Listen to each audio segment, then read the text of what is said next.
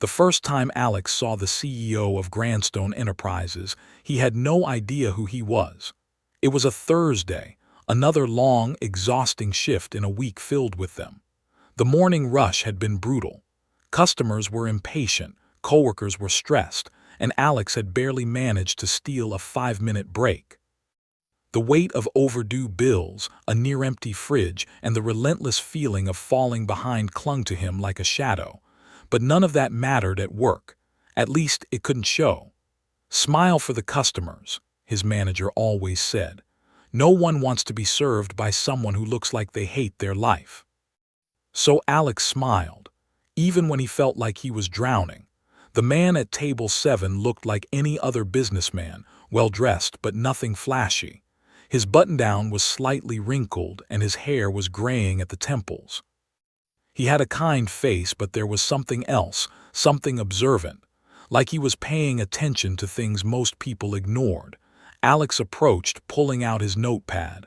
"Morning. What can I get started for you?" The man glanced up. "What do you recommend?" Alex hesitated. Most customers just picked something off the menu without a second thought. But this guy wanted a recommendation. Alex forced a polite grin. "If you're into classics, the steak sandwich is solid. But if you want something different, the spicy turkey club is underrated." The man smiled. "You sound like you actually care." Alex blinked. I do." The man nodded, setting his menu aside. "Turkey club, then." Alex scribbled it down. "Fries or salad? Surprise me." Alex smirked. "Risky move." The man chuckled, and for a brief moment Alex felt something he hadn't in a while, like he was actually seen. The lunch rush came and went, but Alex barely had time to think. Orders piled up, customers needed refills, the kitchen got backed up. It was just another chaotic day. At some point, table 7 finished his meal and left. Alex noticed something as he cleared the table. A napkin, folded neatly, with something written on it. Curious, he picked it up. "Great service isn't about just doing the job, it's about how you make people feel. You do it naturally. Don't let this place make you forget that." No name, no signature, just those words. Alex stared at them for a long time. By the end of his shift, the note was still in his pocket. He didn't know why he kept it. Maybe because it was the first kind thing anyone had said to him in months. That night, as he sat at his tiny apartment's kitchen table, staring at an unpaid electricity bill, he pulled the napkin out again. The words felt different now. At work, it had just been a compliment. But here, surrounded by stress, exhaustion, and the quiet fear of not knowing how much longer he could keep up, it felt like a challenge. Was this really what his life was supposed to be? Just barely scraping by, drowning in work, stuck in a cycle that never seemed to end. A thought crossed his mind, one that had been there before but always felt out of reach. He needed to do something, but what? His eyes flicked to the napkin. Maybe for once he needed to take a risk. The next morning, Alex arrived early, not to prep tables, not to start another exhausting shift, to write something. He sat in the break room, staring at a blank piece of paper. He had never been the type to ask for help. Life had always been about survival, about getting through, about enduring. But enduring wasn't enough anymore. His hands shook slightly as he picked up a pen. Then he started writing. It wasn't a resignation letter. It wasn't a complaint. It was something else. A note, a real one. One that said things he had been too scared to admit, even to himself. That he felt stuck. That he wanted more. That he wasn't just some employee waiting tables. He was someone who cared about the people around him. That he knew he was meant for something greater but didn't know how to get there. That he was tired of feeling invisible. It was personal. Maybe too personal, but it was honest. And maybe, just maybe, someone would read it. Someone who mattered. He folded the note and slipped it into the employee suggestion box. It was a long shot, but at least he had taken it. What he didn't know was that someone was already watching. And that note, it was about to change everything. Alex's fingers drummed anxiously against the counter as he watched the suggestion box from across the room. It was a long shot. He knew that. Most of the time, those notes probably ended up unread, tossed aside by management, just another piece of paper among dozens of complaints about shift schedules or broken coffee machines. Still, he couldn't stop thinking about it. Had anyone read it yet? Did it even matter? A voice pulled him back. "Hey, Alex, table 12 needs a refill." He turned, forcing himself back into the rhythm of work. Focus. Don't get distracted. But no matter how many orders he took, how many plates he carried, that tiny sliver of paper sitting inside that locked box kept gnawing at him. Hours passed. The lunch rush faded into a dull hum, and the restaurant slowed. Alex barely noticed the man walk in at first. But when he did, his stomach dropped. Table 7, the man from yesterday. Alex's mind raced. Had he come back for a reason? Was this just a coincidence? The man sat at the same booth, folding his hands on the table. Alex forced himself to approach. "Back again." The man smiled. "Told you the Turkey Club was a good choice." Alex smirked. "Guess that means I know what you're getting." The man hesitated. "Not yet. I was actually hopping to talk to you first." Alex blinked. Sure." He glanced over his shoulder, making sure the manager wasn't watching, then slid into the seat across from him. "What's up?" The man studied him. "You left a note." Alex's breath caught. His fingers curled against the edge of the table. "How do you know that?" The man tapped a finger against the table. "I saw it." Alex's heart pounded. Saw it? That wasn't possible. The only people who had access to that box were— His stomach flipped. "No way," the man smiled. "I think we got off on the wrong foot. My name is Daniel Whitmore." The name struck Alex like a lightning bolt. Daniel Whitmore. The Daniel Whitmore, CEO of Grandstone Enterprises, owner of the restaurant chain Alex had been working at for 3 years. The blood drained from Alex's face. "Wait, you're—" Daniel nodded. "Yes." Alex swallowed hard. A billionaire sitting in front of him, reading his note. Alex barely managed to keep his voice steady. "Why are you here?" Daniel leaned back. "Because your note stood out." Alex clenched his jaw. "I didn't write it for attention." "I know," Daniel said. "That's what made it real." Silence stretched between them. Alex wasn't sure what to say. What could he say? "You said you feel stuck," Daniel continued. "Like you're capable of more, but you don't know how to get there." Alex exhaled slowly. "Yeah." Daniel nodded. "What do you want, Alex?" The question caught him off guard. No one had ever asked him that. Not his parents, not his teachers, not even himself. He had spent so long focused on surviving, he had never really stopped to think about what he actually wanted.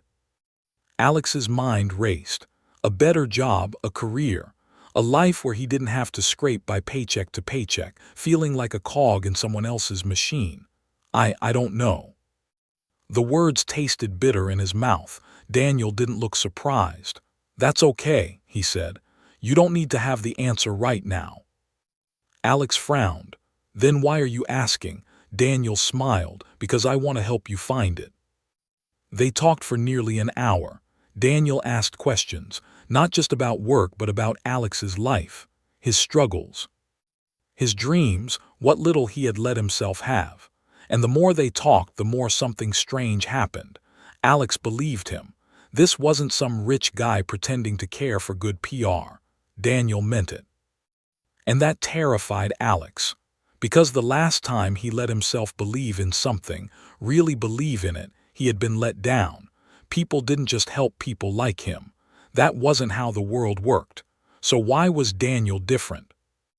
And more importantly, what did he want in return? By the time Alex got home that night, his head was spinning. Daniel had left him with nothing but a business card and a simple message. "Think about it. Call me when you're ready." That was it. No promises, no strings attached. Just an opportunity. Alex sat at his kitchen table staring at the card. He wanted to believe this was real. But the voice in the back of his mind, the one that always reminded him of how things really worked, kept whispering it's too good to be true. He had been let down before. What if this was just another disappointment waiting to happen? What if Daniel was wrong about him? What if he wasn't good enough? Alex clenched his jaw. There was only one way to find out. He grabbed his phone, took a deep breath, and dialed the number. The phone rang twice before a calm, familiar voice answered. Daniel Whitmore. Alex hesitated, gripping his phone tighter. His apartment was silent except for the distant hum of traffic outside. The weight of the decision sat heavy on his chest. "It's Alex," he said finally. A pause, then Daniel's voice steady and composed. "I was hoping you'd call." Alex exhaled, running a hand through his hair. "I still don't know why you're doing this." Daniel chuckled lightly. "Because I see potential, and I don't believe potential should go to waste." Alex scoffed. "You don't even know me." "I know enough," Daniel said simply. "Enough to see that you want more but don't know how to get there. I've met thousands of employees across my businesses, Alex. Most of them are just going through the motions. You're different." Alex swallowed. "So, what exactly are you offering?" There was a brief silence before Daniel answered. "Meet me tomorrow morning." "I want to show you something." Alex frowned. "Where?" "You'll see." Before Alex could ask anything else, Daniel gave him a time and hung up. Alex stared at the phone in his hand. What the hell had he just gotten himself into? The next morning, Alex took the earliest bus across town. He had barely slept. Daniel had sent an address, but it wasn't a corporate office. It wasn't even a restaurant.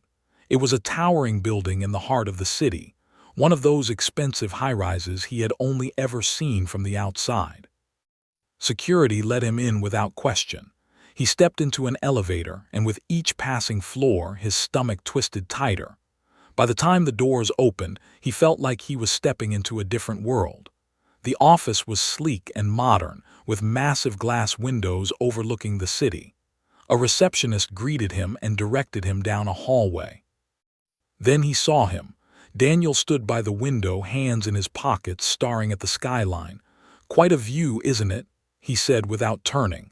Alex swallowed. "Yeah," Daniel finally faced him. "Walk with me." They moved through the building, passing conference rooms, executive offices, people in sharp suits moving with purpose. Alex felt out of place in his worn-out jeans and thrift store jacket.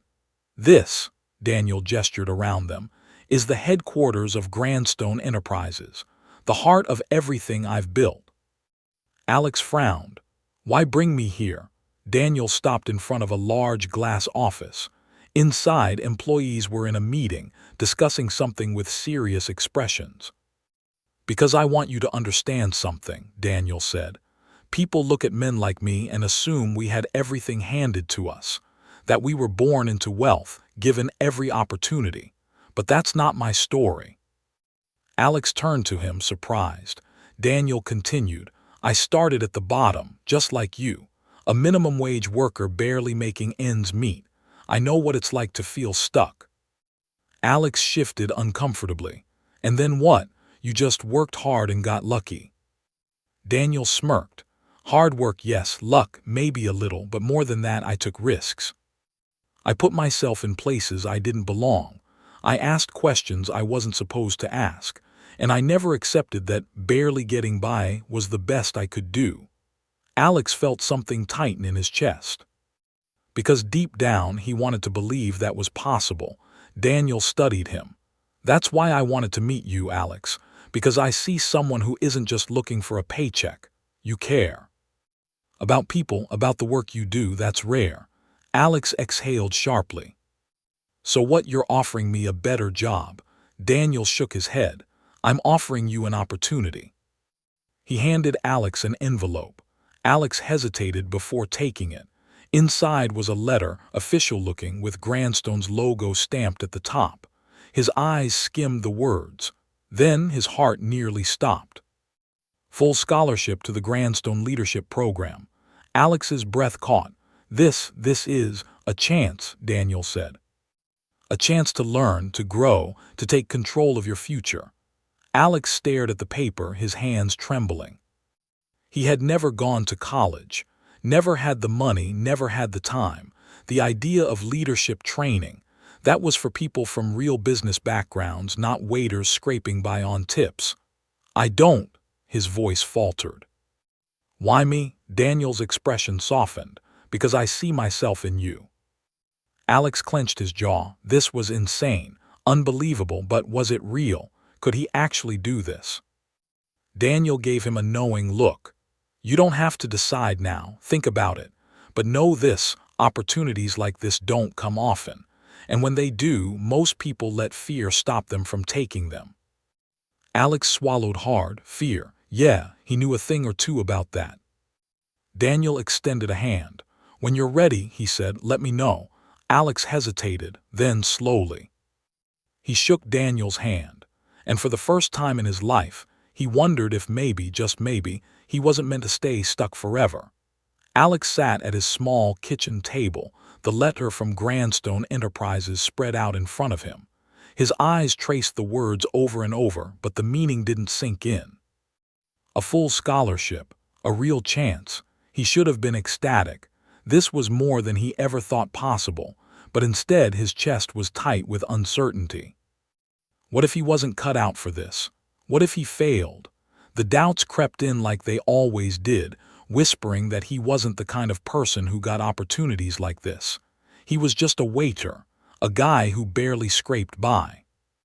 His phone vibrated, breaking his spiral of thoughts.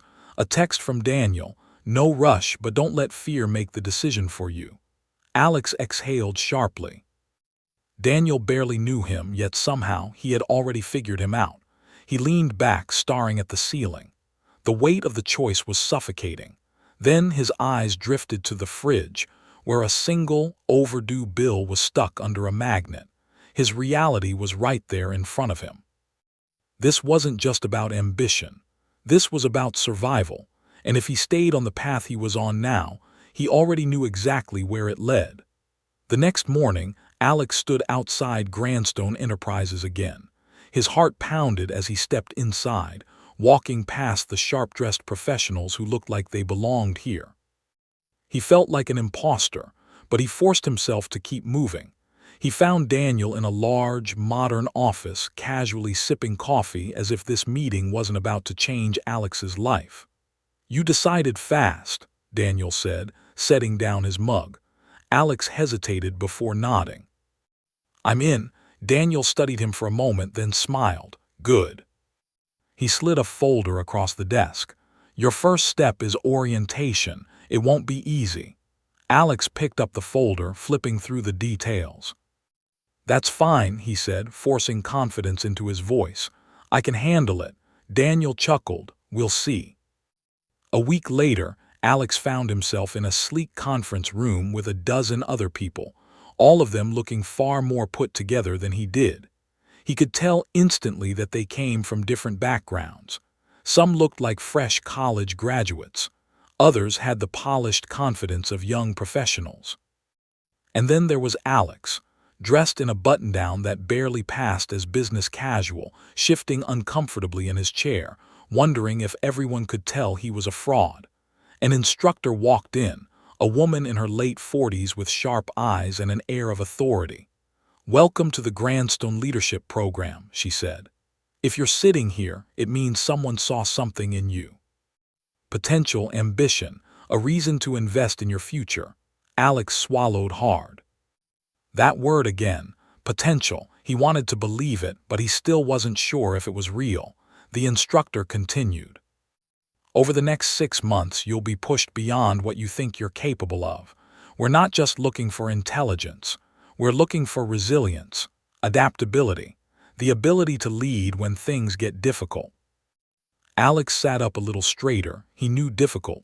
His entire life had been difficult. Maybe he had a shot after all. The first few days were a blur of introductions, workshops, and long discussions about leadership principles. Alex took notes, listened, absorbed everything like a sponge. But even as he tried to keep up, the feeling of being out of place never left him. The others spoke with confidence, using words and phrases that felt foreign to him. market strategies, operational efficiency, scaling business models. He was still trying to figure out how to pay rent. By the end of the first week, doubt started creeping in again. That night, Alex sat in his tiny apartment, staring at the workbook they had given him. He had a quiz the next morning covering concepts he barely understood. Maybe this was a mistake. Maybe he wasn't built for this world. His phone vibrated. Daniel. "How's it going?" Alex hesitated before typing back. "I don't know if I can do this." A few minutes passed. "Then meet me tomorrow, 6 a.m., my office." Alex frowned at the message. He almost considered ignoring it, but something told him to show up. The next morning, Alex arrived at Daniel's office half awake, clutching a gas station coffee. Daniel was already there, casually flipping through emails on his tablet. He gestured for Alex to sit. "So," Daniel said, "tell me why you think you're failing." Alex shifted uncomfortably. "Because I don't belong here. I don't have the right background. I don't speak the same language as the others. I don't." "That's all nonsense," Daniel interrupted. Alex blinked. Daniel leaned forward. "Let me ask you something. When you were working as a waiter, did you ever have to deal with difficult customers?" Alex scoffed. "All the time. And what did you do?" "I handled it, found ways to make them happy, even if they were impossible to please." "That's leadership," Daniel said simply. Alex frowned. "That's just customer service." Daniel shook his head. "No, it's problem solving. It's emotional intelligence. It's managing people even when they're difficult. The skills you learned in that restaurant, they apply here too." Alex was silent. He had never thought about it that way. Daniel continued, "You're measuring yourself against people who were handed all the right tools from the start, but they don't have what you have, real-world experience. That's your advantage." Alex exhaled slowly. Maybe Daniel was right. Maybe he wasn't as out of his league as he thought. Daniel leaned back, watching him. "So are you going to quit?" Alex shook his head. "No," he said firmly. Daniel smirked. "Good, because this is only the beginning." By the time Alex left the office, something had shifted inside him. For the first time, he stopped focusing on what he lacked and started focusing on what he brought to the table. The next time he walked into class, he wasn't just there to survive. He was there to prove he belonged. And nothing, not doubt, not fear, was going to stop him. Alex had never studied this hard in his life. For the past month, his routine had been simple: wake up, work through leadership case studies, sit through intensive training sessions, then spend the night buried in books. He was catching up, but barely. The other candidates had an ease about them, a confidence that came from years of knowing this world. Alex had none of that. He had instinct, sure, but instinct wasn't enough when he was sitting in front of an executive panel, expected to explain supply chain logistics like it was second nature. Every mistake felt like a setback. Every slip-up reinforced that gnawing fear that he was an outsider playing a role he wasn't meant for. But quitting wasn't an option. Not after everything he had been given. Not after Daniel's words. So he pushed forward. One afternoon, the class was handed a mock business challenge. A struggling company needed to restructure or risk shutting down. They had a limited budget, declining sales, and an overworked staff. Each candidate was expected to present a turnaround strategy by the end of the week. Alex stared at the case file, overwhelmed. The others immediately launched into discussions about data-driven solutions. One candidate suggested restructuring the leadership team. Another proposed outsourcing production to cut costs. Alex stayed quiet. Because none of it made sense to him. He wasn't a corporate strategist. He wasn't someone who made decisions from a high-rise office. He had been on the other side of those decisions. He had lived paycheck to paycheck. He had worked under managers who didn't care about their staff. And as he read through the case study again, something clicked. The company's biggest problem wasn't just finances. It was morale, burned-out employees, high turnover, a workplace that had stopped valuing its people. Alex didn't know complex business models, but he did know what it felt like to be in a job where no one cared if you burned out. When it was his turn to present, Alex stood in front of the panel, gripping his notes tightly. He took a deep breath, and then instead of rattling off spreadsheets and corporate jargon, he spoke plainly. "This isn't just about numbers," he said. "It's about people. If employees feel undervalued, they won't give their best. And if customers sense that lack of care, they'll leave." One of the panelists raised an eyebrow. "So what's your solution?" Alex turned to the whiteboard and wrote 2 words: invest internally. The company doesn't need to hire a new executive team. It needs to rebuild trust, he continued. Increase wages slightly, even if it's just a small percentage. Offer employees growth opportunities. Let them feel like they have a future here. That loyalty will pay off in ways that aren't just about numbers. There was a long silence. Then the head panelist nodded slowly. "Interesting perspective," she said. Alex exhaled, trying not to show how much his hands were shaking. He had no idea if he had nailed it or just exposed how out of his depth he was. But when he caught Daniel watching from the back of the room, there was a small, knowing smile on his face. Later that evening, Daniel called him into his office. "You did well today," he said. Alex shrugged. "I just said what made sense to me." "Exactly." Daniel leaned forward. "You're not supposed to think like everyone else here. If you did, you wouldn't be valuable." Alex hesitated. "So I wasn't completely wrong." Daniel chuckled. "No, Alex. You weren't wrong at all." For the first time, Alex felt something unfamiliar but powerful. Maybe he really did belong here, but success was fleeting. A week later, the next challenge nearly broke him. A high-pressure negotiation simulation. The candidates were divided into teams and given a scenario. They had to secure a partnership deal with another company, but the terms had to be favorable or they risked being outbid by competitors. Alex was named lead negotiator for his team. And he immediately panicked. He had never negotiated anything more serious than asking his old manager for a slightly better shift schedule. Now, he was expected to face off against another team, hammering out a deal in real time while senior executives watched. As the meeting began, his mind went blank. The opposing team opened strong, presenting aggressive terms. Alex struggled to counter. His team members threw him expectant glances, waiting for him to take control. His throat went dry. Minutes passed. Then, suddenly, something in his gut shifted. If this were a real negotiation, what would he do?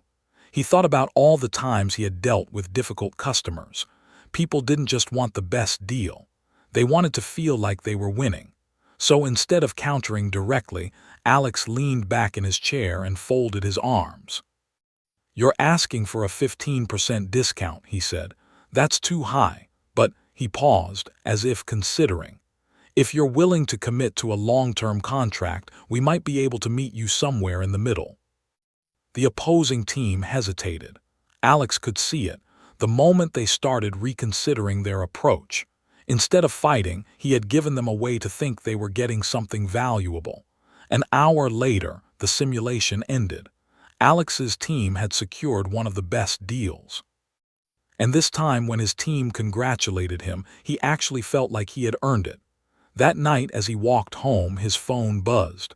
A text from Daniel: "Told you. You've got this." Alex smiled for the first time in weeks. Maybe, just maybe, he was finally starting to believe it too. The weeks blurred together. What had once felt impossible, executive training, business strategies, boardroom negotiations, was now becoming second nature. Alex still doubted himself sometimes, but each challenge, each win, made that voice of doubt a little quieter. The final phase of the program was approaching. Soon, the candidates would be evaluated for potential leadership roles. The weight of it was suffocating. But he wasn't about to back down now. One morning, Daniel called Alex into his office. "Sit down," he said, his expression unreadable. Alex braced himself. Had he messed up? Daniel slid a document across the desk. "That," he said, "is a real business proposal, not a test. not a simulation, a real opportunity. Alex picked up the file, flipping through it. It was a struggling restaurant chain, one the company was considering acquiring. They want recommendations on whether it's worth saving or if we should cut our losses, Daniel explained. I want you to make the call. Alex's stomach tightened. Me, Daniel nodded. You've proven you can think differently. Now I want to see if you can decide differently. The weight of it sank in. This wasn't just an exercise. Whatever Alex recommended could affect real jobs, real people. It was exactly the kind of responsibility he had been working toward, but now that it was in front of him, it felt terrifying. Alex buried himself in research. The restaurant chain was failing. Sales had plummeted. Locations had closed. Most of the candidates would probably say the same thing: cut losses, move on. But Alex saw something else. The restaurants weren't failing because of bad food or bad service. They were failing because of neglect. The company had stopped investing in them. The employees were overworked. Customers had noticed. It wasn't a lost cause. It was abandoned potential. Presentation day came fast. Alex stood in front of a panel of executives, Daniel among them. Most candidates would have prepared slides filled with financial projections. Alex didn't. Instead, he walked up to the whiteboard and wrote 3 words: fix the foundation. Then he turned to the room. This company isn't dying because it's failing, he said. It's dying because it was left behind. Silence. Some executives exchanged glances, others leaned in. Alex kept going. Customers want to come back. The food's good. The atmosphere's familiar. But they won't return if they feel like we don't care about the experience anymore. He paused, letting it sink in. We don't need to shut it down, he continued. We need to invest in it, modernize the locations, update the branding. Give the employees better training and better pay. It's not about saving a failing business. It's about reminding people why they loved it in the first place. A long pause. Then one of the senior executives finally spoke. Interesting approach. Another nodded. Daniel, as always, said nothing. But as Alex left the room, he could have sworn there was something close to approval in his expression. That night, Alex couldn't sleep. Had he made the right call? Had he just proven himself, or had he just blown his biggest opportunity? His phone buzzed. A message from Daniel. Come to my office, now. Alex's heart pounded as he got dressed. Had they already made a decision? Was he about to be sent home? He hurried to Daniel's office, hands clammy. Daniel was waiting, arms crossed. You really believe in your proposal? He asked. Alex hesitated, then nodded. Yeah, I do. Daniel studied him. Then he tossed something onto the desk. It was another file. Alex picked it up, and his breath caught. It was a breakdown of the restaurant chain's new revitalization plan. They were going with his idea. Alex looked up, stunned. They're actually doing it. Daniel smirked. They are, and they want you involved in overseeing the transition. Alex's mind spun.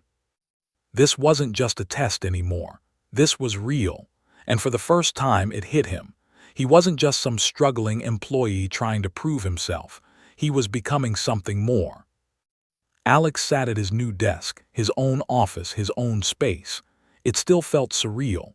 A year ago, he was scraping by, working shifts just to survive. Now he was part of something bigger. The revitalization project had officially begun. The restaurant chain he had fought for was undergoing its transformation, and he was at the center of it. Meetings, site visits, hearing decisions. It was overwhelming but exhilarating. Still, doubt lingered. Was he really ready for this? Would his ideas actually work, or had he just convinced himself they would? He didn't have time to dwell on it. The first location was reopening in a week, and if he was going to prove himself, this was his chance. Opening day was chaos. The team had worked for months to modernize the restaurant's design, improve the menu, and retrain the staff. Now it was time to see if it had been worth it. Alex arrived before sunrise. The building gleamed with fresh paint. The new sign, bold, inviting, felt like a declaration of everything they had fought for. Staff bustled around, getting everything ready. Servers adjusted their uniforms, cooks prepped ingredients, and the manager, a woman named Lisa who had nearly quit before the renovation, went over final checklists. Alex could see the nerves in their faces. They weren't just hopping for success. They needed it. "How's everyone feeling?" Alex asked, stepping into the kitchen. Lisa exhaled, like this could either be the best or worst day of our lives. Alex grinned. "Then let's make sure it's the best." The doors opened at noon. For the first half hour it was slow. A few curious customers trickled in, eyeing the changes, hesitant but intrigued. Then a family came in, then another, and another. Soon the restaurant was buzzing with life. Orders flew in, the kitchen worked in sync, and the energy in the dining area was electric. Alex stood in the corner watching it unfold. People were enjoying their meals, laughing, coming back. It was working. Lisa walked up beside him, arms crossed. "Not bad, boss." Alex chuckled. "Not a boss. Just making sure things go smoothly." She smirked. "Yeah, well, if this keeps up, you might want to get used to the title." By the end of the night, the numbers spoke for themselves. The restaurant had made more in one day than it had in an entire week before the renovation. Customers left glowing reviews online. People were already making plans to return. Alex sat in the back office, exhausted but satisfied. Then his phone rang. "Daniel." "Good work today," Daniel said. No pleasantries, no unnecessary words, but coming from him, that was as close to praise as it got. Alex leaned back in his chair, letting it sink in. He had done it, not just survived, not just proved himself. He had changed something. And for the first time, he wasn't just looking for his next step. He was building something. Months passed. More locations rolled out the revitalization plan, and each one saw the same success. Alex traveled constantly, overseeing changes, helping managers transition, making sure nothing fell through the cracks. It was exhausting, but it was fulfilling. One afternoon, as he was heading to a meeting, he got an unexpected message from Daniel's assistant. "Daniel wants to see you. ASAP." Daniel's office was as intimidating as ever. The CEO sat behind his massive desk, fingers steepled. Alex took a seat, waiting. Finally, Daniel spoke. "You've done good work." Alex blinked. He had never heard Daniel say those words so directly. "I mean it," Daniel continued. "You took a failing business and turned it around, not just because of strategy, because you understood what people needed." Alex swallowed. "Thank you." Daniel studied him for a long moment. Then he slid a folder across the desk. Alex picked it up, opened it, and his breath caught. It was a contract, an offer, not just a promotion. A leadership position, a permanent role overseeing the future of the revitalized restaurants and beyond. "You're the right person for this," Daniel said simply, "if you want it." Alex stared at the papers. This was it. The moment everything had been leading up to, and for the first time there was no doubt in his mind. He picked up a pen and signed. That night, Alex sat in his apartment, staring out the window. His life had changed in ways he never could have imagined, all because of a single note he had written all those months ago. Back then, he had just been desperate for a chance. Now he had created something bigger than himself, and for the first time he wasn't wondering what came next. He knew.